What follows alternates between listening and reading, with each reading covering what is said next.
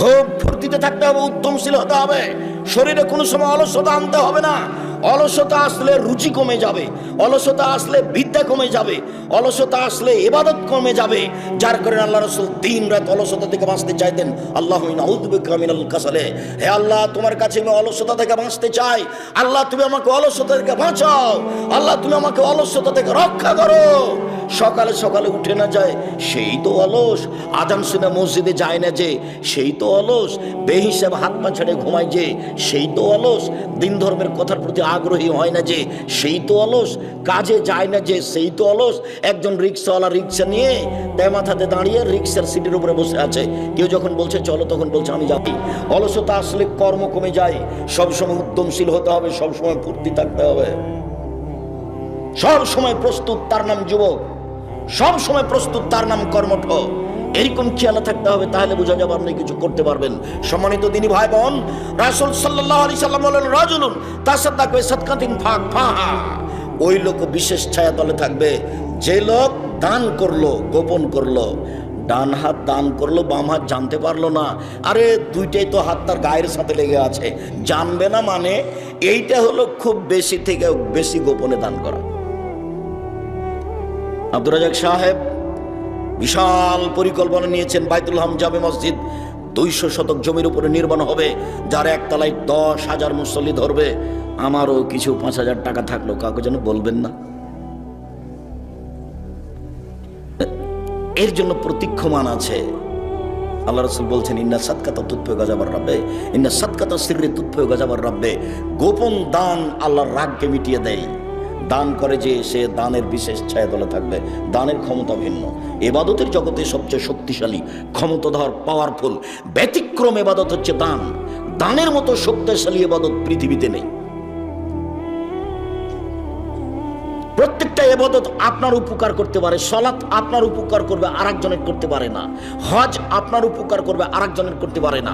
কোরআন তেলাওয়াত আপনার উপকার করবে, আরেকজনের করতে পারে না। কিন্তু দান যদি করেন, তাহলে আপনার থেকে আরেকজনের কাছে পার হয়ে যাবে। আপনি দান করলেন, আপনি নাকি পেলেন, মার নামে দান করেছেন, তাই কবরের শাস্তি বন্ধ হয়ে গেল। আপনি দান করলেন, দান ওইভাবে পাপকে মিটিয়ে দিবে। ইন্না সাদকাতা তুতফিল খাতিয়াতা কামা ইতফিল মাউন নারা। দান ওইভাবে পাপকে মিটিয়ে দিতে পারে, পানি যেমন আগুনকে নিভিয়ে দিতে পারে। এটা তার ক্ষমতা। গোপনে দান করতে শিখতে হবে।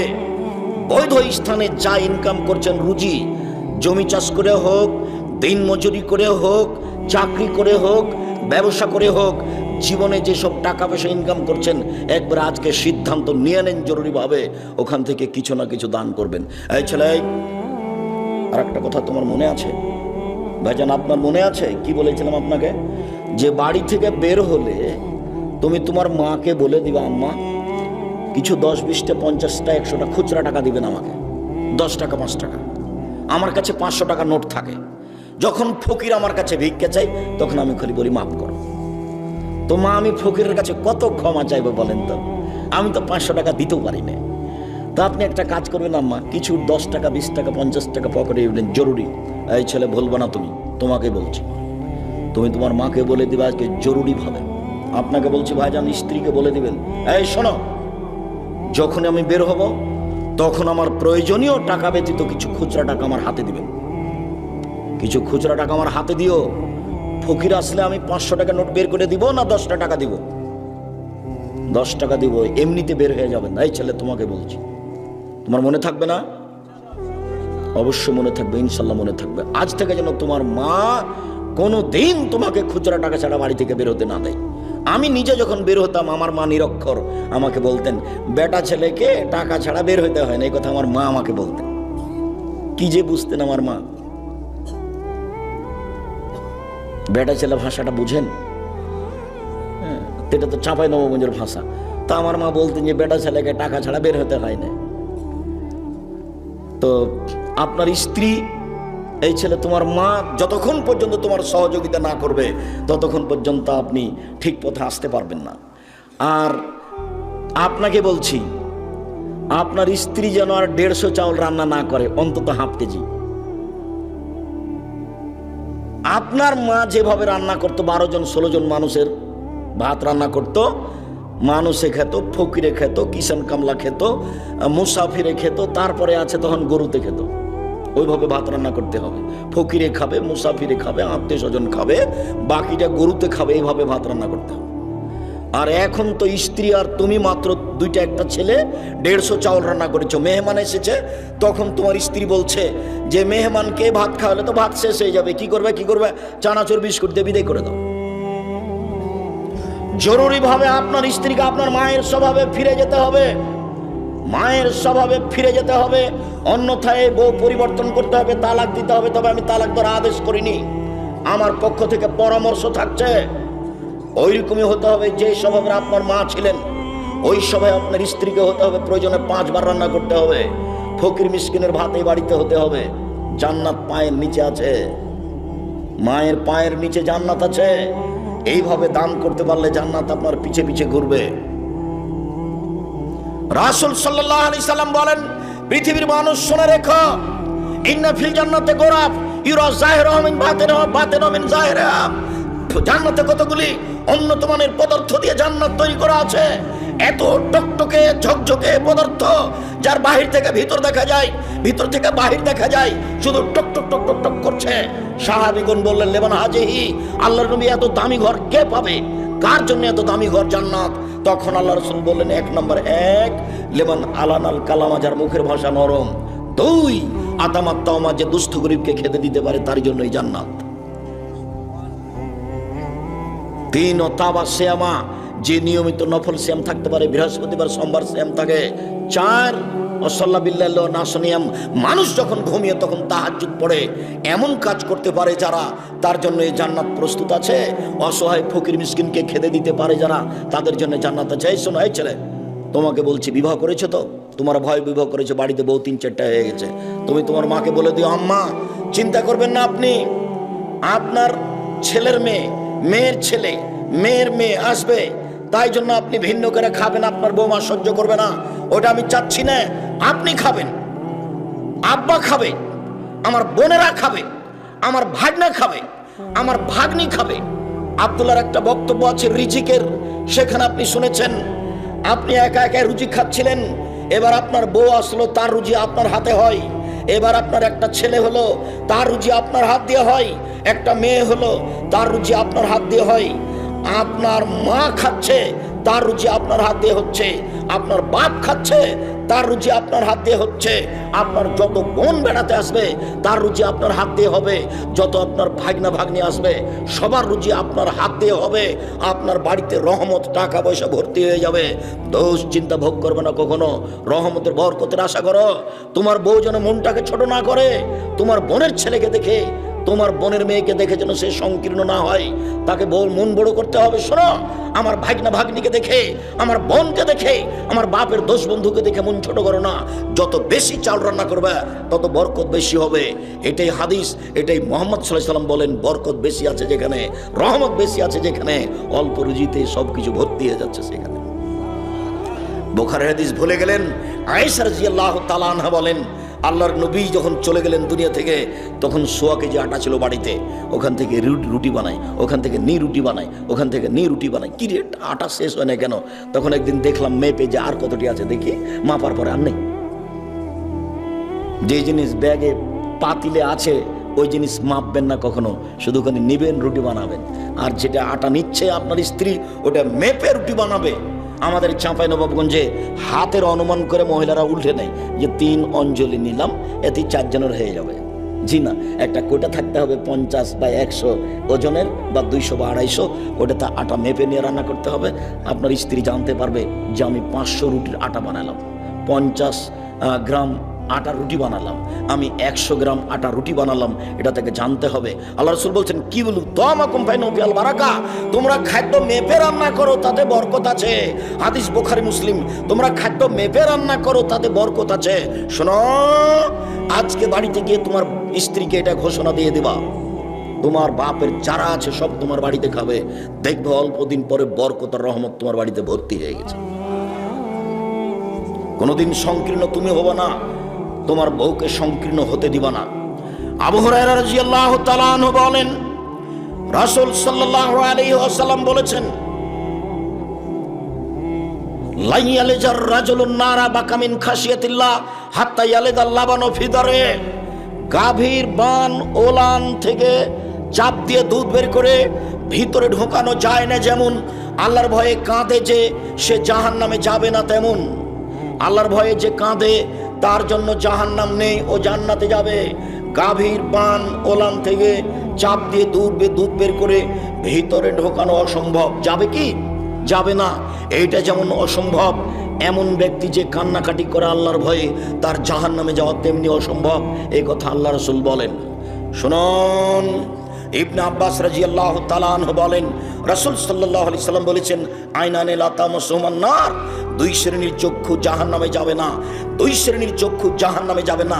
বাকাত মিন খাশিয়াতিল্লাহ, ওই চক্ষু যে চক্ষু আল্লাহর ভয়ে কাঁদে, ওই মানুষ যে মানুষ আল্লাহর ভয়ে কাঁদে ও জাহান্নামে যাবে না।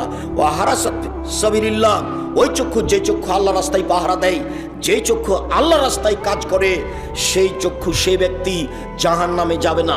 মুআবিয়া ইবনে হাওদা রাদিয়াল্লাহু তাআলা আনহু বলেন, রাসূল সাল্লাল্লাহু আলাইহি সাল্লাম বলেছেন, সালাসু ওয়াইলুন লা তারাহুমান নার, তিন শ্রেণীর মানুষ জাহান্নামে যাবে না, তিন শ্রেণীর মানুষকে জাহান্নাম দেখবে না, তিন শ্রেণীর মানুষের চক্ষু জাহান্নামে যাবে না, তিন শ্রেণীর মানুষ জাহান্নামে যাবে না। এক, বাকাত মিন খাশিয়াতিল্লাহ, ওই চক্ষু ওই মানুষ যে আল্লাহর ভয়ে কাঁদে। দুই, হারাসাত ফি সাবিলিল্লাহ, ওই চক্ষু ওই মানুষ যে আল্লাহর রাস্তায় পাহারা দেয়। তিন, গাজাতান মাহারিমিল্লাহ, ওই চক্ষু ওই মানুষ যেই চক্ষু বেগানা নারীকে দেখে চক্ষু নিচু করে, যেই চক্ষু বেগানা নারীকে দেখে নিচু হয়ে যায়, যেই চক্ষু অপর নারীর প্রতি দৃষ্টি দেয় না, এই চক্ষু জান্নাতে যাবে। এই কথা মুহাম্মদ সাল্লাল্লাহু আলাইহি সাল্লাম বলেন। জাবের রাদিয়াল্লাহু তাআলা আনহু বলেন, সাআলতু রাসূলুল্লাহ সাল্লাল্লাহু আলাইহি ওয়াসাল্লাম ফাজাতে, একদা আমি আল্লাহর রাসূলকে জিজ্ঞাসা করলাম, হঠাৎ মহিলাদের উপরে চক্ষু পড়া হতে, আল্লাহর নবী, হঠাৎ যদি মহিলাদের উপরে চক্ষু পড়ে যায় তাহলে কি করব? আল্লাহর নবী, হঠাৎ যদি মহিলাদের উপরে চক্ষু পড়ে যায় কি করব? তখন আল্লাহ রাসূল তাকে বললেন, ফাআমারানি আন আসরিফা বাসারি, তিনি আমাকে আদেশ করলেন যে আমি আমার চক্ষুকে ফিরিয়ে নিব। তিনি আমাকে আদেশ করলেন যে আমি চক্ষুকে ফিরিয়ে নিব। এইভাবে বেঁচে থাকার চেষ্টা করতে হবে, যার কারণে জরুরি প্রয়োজন ছাড়া বাজারে যেতে হবে না। আপনি যেতে পারবেন না, আপনার বউ তো দূরের কথা। রাসূল সাল্লাল্লাহু আলাইহি ওয়াসাল্লাম বলেন, আবগাজুল বেলাদে ইলাল্লাহে আসওয়াকুহা, পৃথিবীতে সবচেয়ে খারাপ জায়গা হচ্ছে বাজার, পৃথিবীতে সবচেয়ে নিকৃষ্ট জায়গা হচ্ছে বাজার, পৃথিবীতে সবচেয়ে খারাপ জায়গা হচ্ছে বাজার। আপনার বউ তো বহু দূরের কথা, আপনি যাবেন না জরুরি প্রয়োজন ছাড়া, আপনার বউ তো ভাবাই জানেন। ওয়াহাবুল বেলাদে ইলাল্লাহি মাসাজিদুহা, পৃথিবীতে সবচেয়ে সুন্দর আল্লাহর প্রিয় জায়গা হচ্ছে মসজিদ। যখন তখন মসজিদে যাবেন, মসজিদে বসে থাকবেন, সালাতের পরে জিকির আজকার করবেন। সালাতের পরে যদি জিকির আজকার করেন তাহলে হয়ে যাবেন সেই দিনের মতো যেদিন আপনার মা আপনাকে জন্ম দিয়েছে। মসজিদে বসে যদি তাসবিহ তাহলিল করেন, জিকির আজকার করেন, তাহলে হয়ে যাবেন সেই দিনের মতো যেদিন আপনার মা আপনাকে জন্ম দিয়েছে। আপনি নিষ্পাপ হয়ে যাবেন। এই কথা মুহাম্মদ সাল্লাল্লাহু আলাইহি সাল্লাম বলেন। সম্মানিত দিনী ভাই বোন, আপনাদের বলার পরে উপস্থিত বৈঠকের দিনী বোন একটু এদিকে খেয়াল করেন। এই মেয়ে, মাথায় কাপড় দেওয়া নি কেন এত শীতের রাতে? তোমার শরম হয় না? তোমার বাপ তোমাকে দেখতে পায় না? মাথায় কাপড় দেওয়া নি কেন? কি পড়ো তুমি? কি পড়ো? হিসাব পাও না?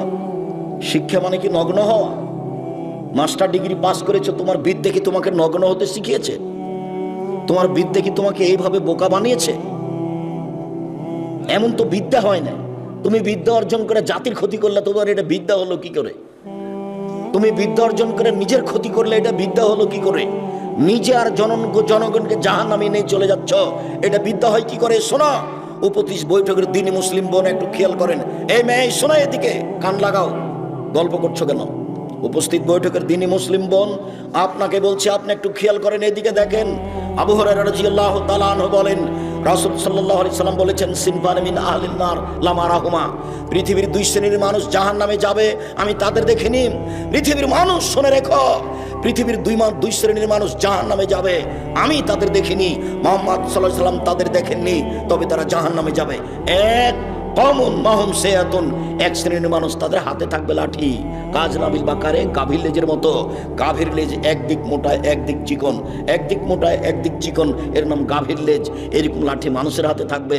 যারা দল পার্টি করে তাদের হাতে থাকে, যারা কলেজ বিশ্ববিদ্যালয়ে পড়ে তাদের হাতে থাকে, যারা সরকারি লোক তাদের হাতে থাকে। এরা মানুষকে তা দিয়ে মারে, এরা মানুষকে মারে। যারা মারামারি করে তারা জাহান্নামে যাবে। হাদিস মুসলিম, যারা মানুষকে মারে তারা জাহান্নামে যাবে। শুনুন, দুই, নিসাউন, মহিলা, কাসিয়াতুন কাপড় পরে থাকে, আরিয়াতুন উলঙ্গ। যেই কাপড় পরার পরেও মাথার চুল দেখা যায় সেটাই তো উলঙ্গ পোশাক।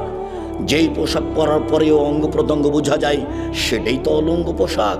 নগ্ন পোশাক পরে স্কুল কলেজে গিয়ে শিক্ষা অর্জন করে জান্নাত কিনা যায় না। নিশাউন মহিলা, কাসিয়াতুন কাপড় পরে থাকে, আরিয়াতুন উলঙ্গ। মমিলাতুন তারা পুরুষকে নিজের দিকে আকৃষ্ট করে, মায়লাতুন তারা নিজেরা আকৃষ্ট হয়। লায়াত খোলান জান্না, এরা জান্নাতে যাবে না। জান্নাতে তো যাবে না, যাবেই না। ওলা ইয়াজিদনা রিহাহা, জান্নাতের গন্ধ পাবে না। ফাইনা রিহা আলা তুজাদু মিন মাসরাতি কাদা ওয়া কাদা, যে জান্নাতের গন্ধ 1 বছরের দূরত্ব পথ থেকে পাওয়া যায়, এই গন্ধ এসব মহিলা পাবে না। তার মানে জান্নাতে যাবেই না, এরা জাহান্নামে যাবে। সাবধান থেকো, মানুষের ক্ষতি করে জান্নাত কেনার চেষ্টা করিও না, নিজের ক্ষতি করে জান্নাত কেনার চেষ্টা করিও না। তোমার জন্য জান্নাত সহজ। উপস্থিত বৈঠকের মুসলিম বোন শুনেন, আপনার জন্য জান্নাত সহজ। দেখেন তো আপনি মনে রাখতে পারেন কিনা 4টে। নইলে আপনি আদর্শ পরিবার বইটা নিয়ে যায়েন, নইলে আপনি আদর্শ নারী বইটা নিয়ে যায়েন, নইলে আপনি কে বড় লাভবান বইটা নিয়ে যায়েন, আপনি এই সব বইয়ে পেয়ে যাবেন। নইলে আপনি উপদেশ বইটা নিয়ে যায়েন, তাতে পেয়ে যাবেন যে 4টে কাজ করলেই মহিলাদের জন্য জান্নাতের সব দরজা খোলা। 4টে কাজ, এত বড় সুযোগ পৃথিবীর কোনো পুরুষ পায়নি, নবী রাসূল সালেহ কেউ পায়নি। এত বড় সুযোগ মাত্র মহিলাদের জন্য। 4টে কাজ করলে মহিলারা জান্নাতে চলে যাবে। 1 সালাত খামসাহা, 5 ওয়াক্ত সালাত। 2 সমাজ সাহারা, রমজান মাসের সিয়াম রোজা। 3 আতাত বালাহা, স্বামীকে মেনে চলা, তিতা লাগলেও মিঠা লাগলেও। 4 আহসানাত ফারজাহা, জেনায় লিপ্ত না হওয়া। জেনায় লিপ্ত না হয় যদি আর এই 4টে কাজ করে তাহলে জান্নাতের সব দরজা খোলা। যেসব মহিলারা জেনায় লিপ্ত হয়েছ তাদের জন্য বলি, তওবা করো। তুমি আল্লাহর কাছে প্রিয় দাসী বান্দি হয়ে যাবা। আর তুমি যদি এই জেনা আজ থেকে বন্ধ করতে পারো তাহলে আজ থেকে তোমার জন্য জান্নাতুল মাওয়া ঘোষণা আল্লাহর পক্ষ থেকে। তুমি দুশ্চিন্তা ভোগ করো না, তোমার তওবার প্রয়োজন, তোমার ফিরে আসার প্রয়োজন। 4টে কাজ করলে একজন মহিলা সহজে জান্নাতে চলে যাবে। আপনি জান্নাত যাওয়ার চেষ্টা করেন, আল্লাহ আপনাকে তৌফিক দান করুক, আল্লাহুম্মা আমিন। সম্মানিত দিনী ভাই বোন, আমরা এই পর্যায়ে এসে বলছিলাম, খুব খেয়াল করে থাকবেন, কাছাকাছি চলে এসেছি। রাসূল সাল্লাল্লাহু আলাইহি ওয়াসাল্লাম বলছেন, লাইসা শাইউন আহাব্বা ইলাল্লাহি মিন কাতরাতাইনি ওয়া সারাইনি। 2টি বিন্দু ফোঁটা আল্লাহর কাছে যত প্রিয়, 2টি দাগ চিহ্ন আল্লাহর কাছে যত প্রিয়, পৃথিবীর কোনো কিছু আল্লাহর কাছে তত প্রিয় নয়। 2টি বিন্দু ফোঁটা, 2টি দাগ চিহ্ন। 1 কাতরাতু দুমিন মিন খাশিয়াতিল্লাহ, আল্লাহর ভয়ে 1 ফোঁটা চোখের পানি আল্লাহর কাছে যত প্রিয়, পৃথিবীর কোনো কিছু আল্লাহর কাছে তত প্রিয় নয়। কোটি টাকা দান অত প্রিয় নয়, রমজান মাসের সিয়াম অত প্রিয় নয়। 1 ফোঁটা চোখের পানি আল্লাহর কাছে যত প্রিয়। রমজান মাসের সিয়াম ফরজ, এবাদতের জগতের সবচেয়ে দামি এবাদত। তারপর রাসূল সাল্লাল্লাহু আলাইহি ওয়াসাল্লাম এভাবে বলেননি। আল্লাহ রাসূল বলছেন, এমন কিছুই নাই যেটা আল্লাহর কাছে তার চেয়ে বেশি প্রিয় হতে পারে। সেটা কি? 1 ফোঁটা চোখের পানি। 2 কাতরাতু দামিন ফি সাবিলিল্লাহ, তুহরাকু ফি সাবিলিল্লাহ, আল্লাহর রাস্তায় নেমে গিয়ে যুদ্ধ করে কেটে যাওয়া, ফেটে যাওয়া 1 ফোঁটা রক্ত আল্লাহর কাছে যত প্রিয়, পৃথিবীর কোনো কিছু তত প্রিয় আল্লাহর কাছে নয়। ওয়াসারানে, 2টি দাগ চিহ্ন। 1 আসারন ফি সাবিলিল্লাহ, আল্লাহর পথে নেমে গিয়ে দাগ চিহ্ন, যুদ্ধে নেমে গিয়ে কেটে গেছে, ফেটে গেছে। এই দাগ আল্লাহর কাছে যত প্রিয়, পৃথিবীর কোনো কিছু আল্লাহর কাছে তত প্রিয় নয়। 4 ওয়াসারন ফি ফারিজাতিন মিন ফারাইজিল্লাহ, আল্লাহর দিন ধর্ম পালন করতে গিয়ে, 5 ওয়াক্ত সালাত আদায় করতে গিয়ে কপালে দাগ, হাঁটুতে দাগ, এই টাকনুতে দাগ, বসে বসে জিকির আজকার করতে গিয়ে টাকনুতে দাগ, হাঁটুতে দাগ, কপালে দাগ। এই দাগ চিহ্ন আল্লাহর কাছে যত প্রিয়, পৃথিবীর কোনো কিছু আল্লাহর কাছে তত প্রিয় নয়। সিরিয়াল 4টে দেখেন, 1 নম্বরে যেটা আছে সেটা সহজ, সিরিয়াল যত নিচে আছে সবটাই কঠিন। 1 ফোঁটা চোখের পানি সবচেয়ে সহজ। 2 আল্লাহ রাস্তায় 1 ফোঁটা রক্ত কঠিন। 3 যুদ্ধে নেমে গিয়ে কেটে যাওয়া, ফেটে যাওয়া দাগ কঠিন। 4 ইবাদত করতে করতে কপালে, পায়ে, টাকনুতে, হাতে দাগ, এটা কঠিন, সহজ নয়। কিন্তু মনে থাকবে না মনে হয় 4টে। এই ছেলে, ঘুমাচ্ছ নাকি? মুরব্বী, আপনি ঘুমাচ্ছেন?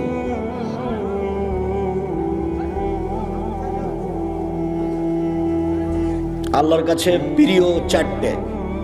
1 কি বলো তো দেখি? 1 ফোঁটা চোখের পানি। 2 রক্ত 1 ফোঁটা।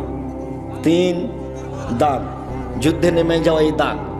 4 ইবাদত করতে করতে কপালে, হাঁটুতে, টাকনুতে এসব দাগ। এইসব দাগ, এই কাজ 4টা আল্লাহর কাছে সবচেয়ে বেশি প্রিয়।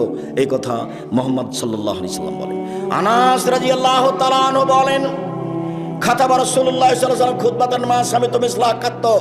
আল্লাহর নবী একদিন আমাদের সামনে বক্তব্য দিলেন, এমন বক্তব্য আমার জীবনে আমি কোনোদিন শুনিনি। আল্লাহর নবী একদিন আমাদের সামনে বক্তব্য পেশ করলেন, এরকম বক্তব্য আমার জীবনে আমি কোনোদিন শুনিনি। তিনি বক্তব্যে বললেন, পৃথিবীর মানুষ শুনে রেখো, লাউ তাআলামুনা মা আলামু, আমি আল্লাহকে যেভাবে চিনি তোমরা যদি চিনতে, আমি আল্লাহকে যেভাবে জানি তোমরা যদি জানতে। পৃথিবীর মানুষ শোনো, আমি আল্লাহকে যেভাবে জানি তোমরা যদি জানতে, আমি আল্লাহকে যেভাবে চিনি তোমরা যদি চিনতে, লা বাকাইতুম কাসীরান ওয়া দাহিকতুম কালিলা, তাহলে বেশি বেশি কাঁদতে কম কম হাসতে, বেশি বেশি কাঁদতে কম কম হাসতে, বেশি বেশি কাঁদতে কম কম হাসতে। বুখারী মুসলিম। দেখেন তো আমাদের হাসির পরিমাণ আর কান্নার পরিমাণ। এখানে আমরা যতজন লোক বসে আছি, 1999 জন লোক হয়তো বা কান্নার ফিল্ডে নেই, কিন্তু হাসি তো দিন রাত আছে, অট্ট হাসি তো আছেই। বোকামি সবসময় ছেলে তোমার মাথায় সবসময় শয়তান জড়ে থাকে। একবার এখানে মানুষকে বসে হাসাও, একবার ওখানে বসে হাসাও, এখানে এখানে বেঢঙ্গা কথা বলো, ওখানে একটা বেঢঙ্গা কথা বলো, দিন রাত মানুষকে হাসাও। মানুষ হাসলে অন্তর মরে যায়। আল্লাহ রাসূল বলছেন, ইন্না যাকালা তুমিতুল কালবা, নিশ্চয় হাসি মানুষের অন্তরকে মেরে দেয়। ওই অন্তর তখন কাঁদে না, ওই অন্তর তখন পড়া মুখস্থ করতে পারে না, ওই অন্তর তখন কোরআন মাজিদ মুখস্থ করতে পারে না, ওই অন্তর তখন ধর্মের কোনো জিনিস মনে রাখতে পারে না। সম্মানিত দিনী ভাই বোন, আলোচনার পুনরাবৃত্তিতে বলছি, সবাই একটু খেয়াল করুন। আপনাদের অনেক দাবি থাকলেও, আপনাদের বসে থাকার গতি অনেক পছন্দনীয় হলেও, ঠিকই যেভাবে বলেছি সেভাবে বসে আছেন। আমি আপনাদের শুকরিয়া আদায় করি, জাযাকুমুল্লাহ খায়র। আপনারা আমাকে অনেক ভালোবাসেন, এটা আমি বুঝি, এটা আমি জানি। ইচ্ছা করলেও আমি আসতে পারি না। আপনার সাথে আমার আন্তরিকতার কোনো অভাব নেই। আপনার প্রোগ্রাম নিই না বা নিতে পারি না, এর অর্থ এই নয় যে আপনার সাথে আমার আন্তরিকতার অভাব আছে। আমি কোনোদিন টাকার কমবেশে তারিখ পরিবর্তন করিনি, করা লাগেনি। টাকার পিছনে আমি কোনোদিন দৌড়াই, টাকা আমার পিছনে দৌড়াই। কোনোদিন আমাকে কিছু বলা লাগেনি এই ব্যাপারে, এরকম হিসাব আমার মাথায় কোনোদিন আসেনি। যার জন্য আমি বলেছি, 31 বছরে কেউ যদি বলে দিতে পারে যে আব্দুর রাজ্জাক সাহেব একদিন পথ খরচ পাথেও চেয়েছিল, এটা প্রমাণ হয়ে গেলে আমি সেদিন থেকে আর বক্তব্য দেব না। যে বদনাম করছে তাকে একটু বলতে বলো না যে আব্দুর রাজ্জাক সাহেব আপনি বদনাম করছেন কেন, আপনি আমাদের সামনে বলে দেন। আমার জীবনে যদি আমি কোনোদিন পাথেও চেয়েছি এটা প্রমাণ হয়, আমি বক্তব্য দেব না। একটু বলতে বলেন না থাকে, ওকে বলতে বলেন যে আমি কোনোদিন কেসা কাহিনী বলিনি, ওকে বলতে বলেন যে আমি কোনোদিন অপ্রয়োজনীয় বাক্য বলিনি। রংপুর সঠিবাড়িতে আমি কাহিনী শোনাচ্ছি না, কাহিনী মানাই না সেই জন্য। তবে একদিন বলেছিলাম, একেবারেই মানাই না, যার জন্য বলি না। তা আমার সামনে উনি বলতে লাগলেন ওই পাকিস্তানের গন্ধে মানুষ থাকতে পারে না, তো পাঁঠার গন্ধে মানুষ আরও থাকতে পারে না, ওইও মারা যাচ্ছে, লাফাচ্ছে। তো এই তোমাদের আর আমি বিস্তারিত বুঝালাম না, তোমরা হেসে উঠবে সেই জন্য। তো তিনি আমার সামনে আছেন, উনি আমার আগে বক্তব্য দিচ্ছেন, এই কাহিনী শোনালো, এমন কাহিনী শোনালো যে মাঠে পুরুষ নারী আর স্থির থাকতে পারলো না, হাসতে হাসতে একেবারে নাড়ি টাড়ি সব ঢিল হয়ে গেল। এত হাসি দিল। সাহাবী বলছেন, ইরবাজ ইবনে সারিয়া বলছেন, রাসূল সাল্লাল্লাহু আলাইহি সাল্লাম আমাদের সামনে দাঁড়ালেন, ফাকাতাবা খুতবাতান, এমন বক্তব্য দিলেন, জারাফাত মিনহাল উয়ুন, যার কারণে আমাদের চোখ দিয়ে পানি ঝরঝর ঝরঝর করে ঝরতে লাগলো। মনে হলে যেন কান্না হাজ মওইদাতু মুওয়াদ্দিন, এটাই মনে হয় শেষ বক্তব্য। বক্তব্যের ধারা গতি এমন ছিল, মনে হচ্ছিল যেন এটা শেষ বক্তব্য। বক্তব্য শুনতে শুনতে দুই চোখের পানি ঝরছিল।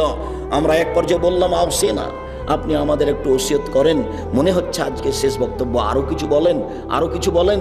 তখন বলেন, উসিকুম বিত্তাকওয়াল্লাহ, আমি তোমাদের বক্তব্য আর কি বেশি বলবো, আমি বলছি তোমরা আল্লাহকে ভয় করো, পরহেজগার হও।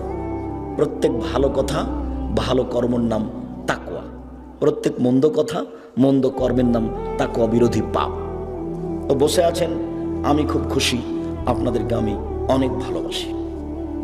আমি আপনাদের পাশে আসতে পারি আর না পারি, আপনাদের সাথে আমার আন্তরিকতার অভাব নেই।